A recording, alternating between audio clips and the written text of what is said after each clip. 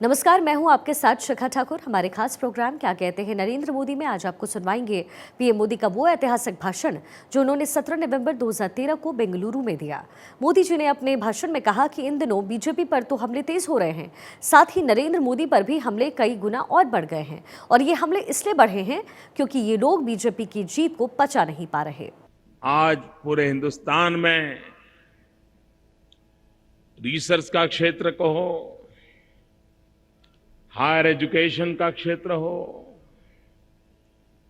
Centre for excellency की बात हो, हर विषय में हमारा बेंगलुरु ये नॉलेज सिटी के रूप में इसने अपनी जगह बनाई है।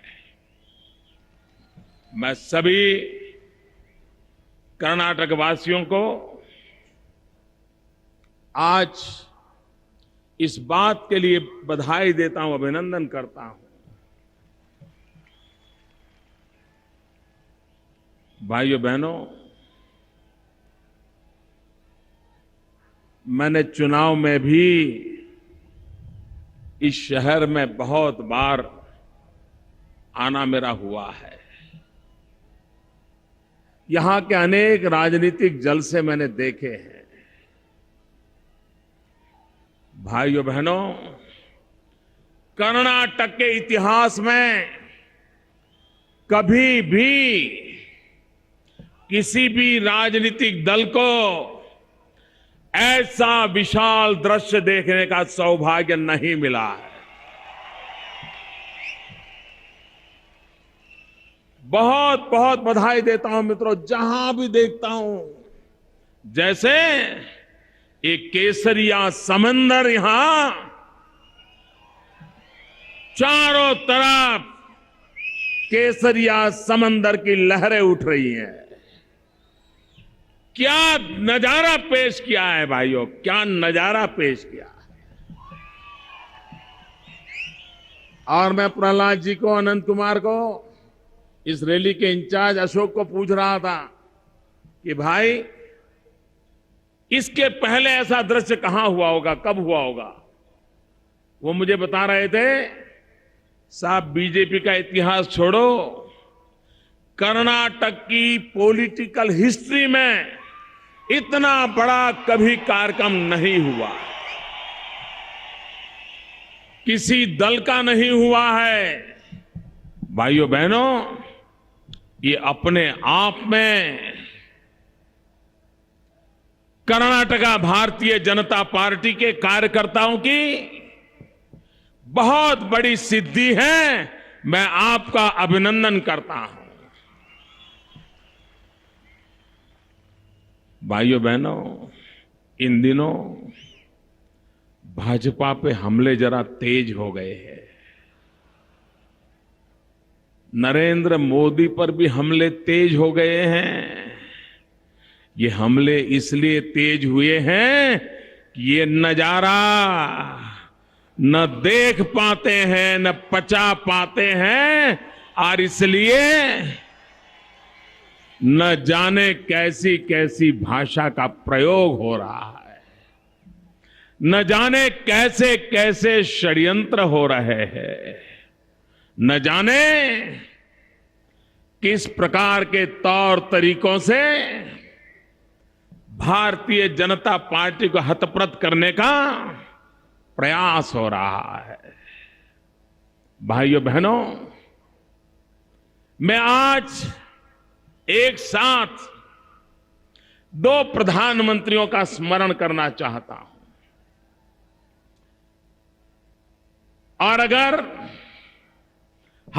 भारत का भाग्य बदलना है, इस देश को आगे ले जाना है, तो इन्हीं दो महापुरुषों ने जो मंत्र दिया है, वो मंत्र इस देश को नई ऊंचाइयों पर ले जा सकता है।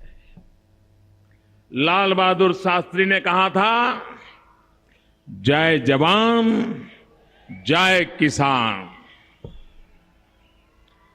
और भारत के प्रधानमंत्री आदरणीय अटल बिहारी वाजपेयी जी ने कहा था, जय जवान जय किसान जय विज्ञान।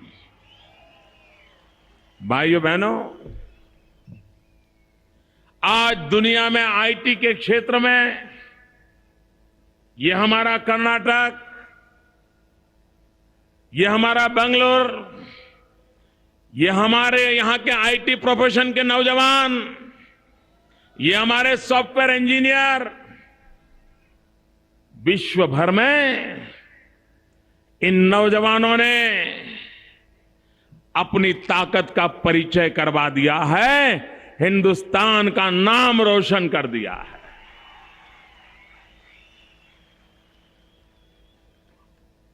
सिलिकॉन वैली के बाद अगर दुनिया में कहीं सबसे ज्यादा आईटी प्रोफेशन का काम हो रहा है तो उस शहर का नाम है बेंगलुरु, जिस राज्य का नाम है कर्नाटक। भाइयों बहनों, ये कैसे संभव हुआ?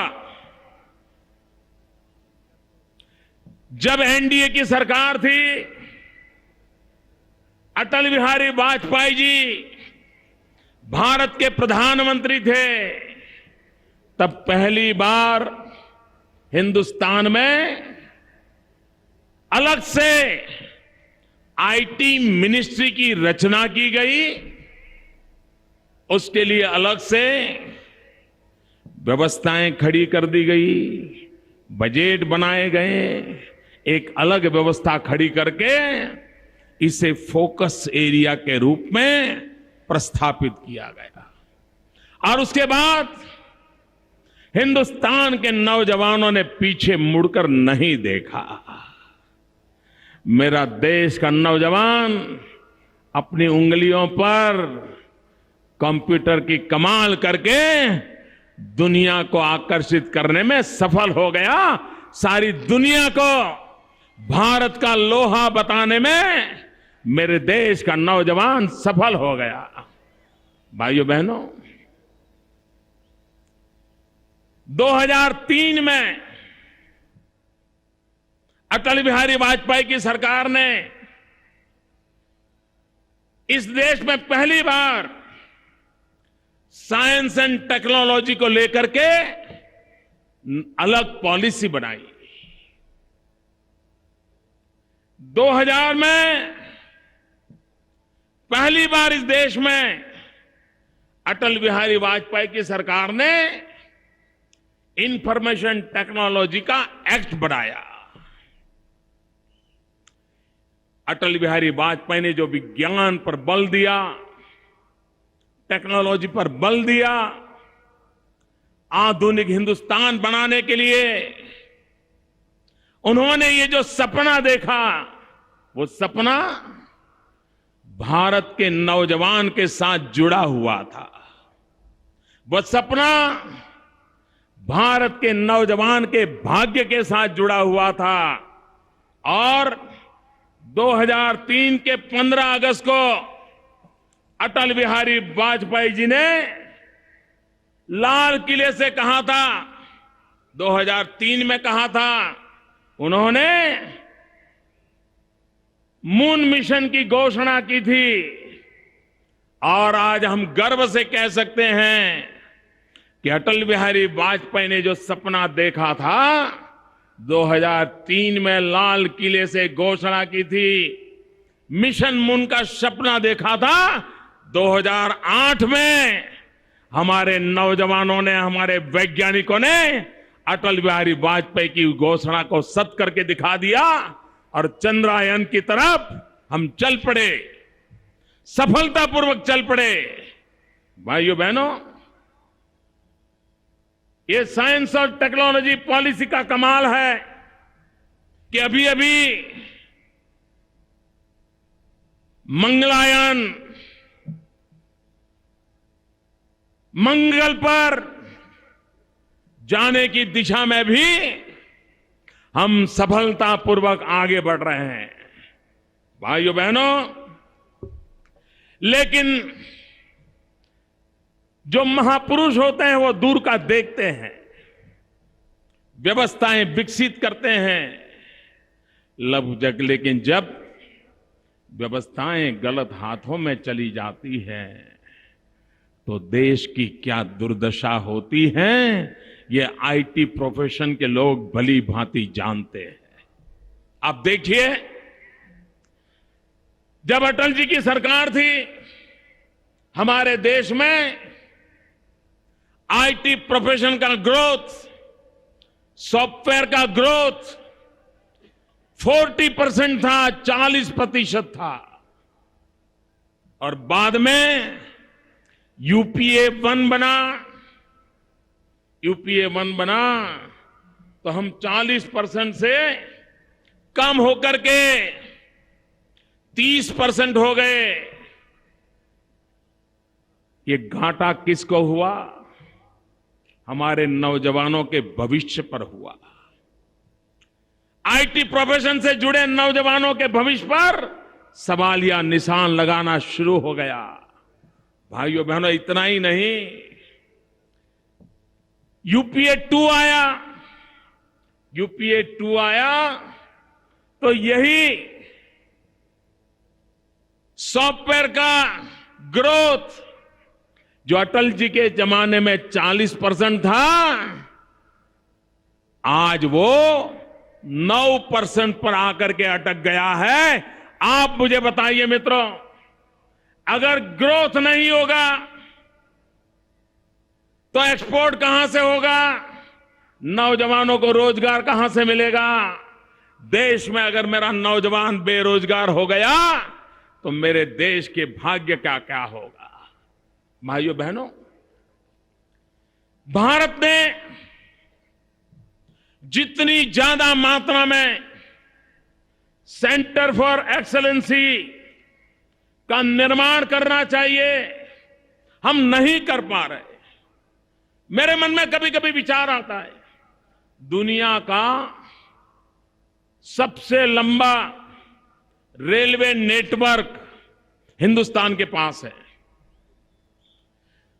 उसमें काम करने की एक्सपर्टाइज लगती है, उसके इंजीनियरों का अलग प्रकार की शिक्षा लगती है, रेल मैनेजमेंट ये अलग प्रकार की क्वालिटी लगती है।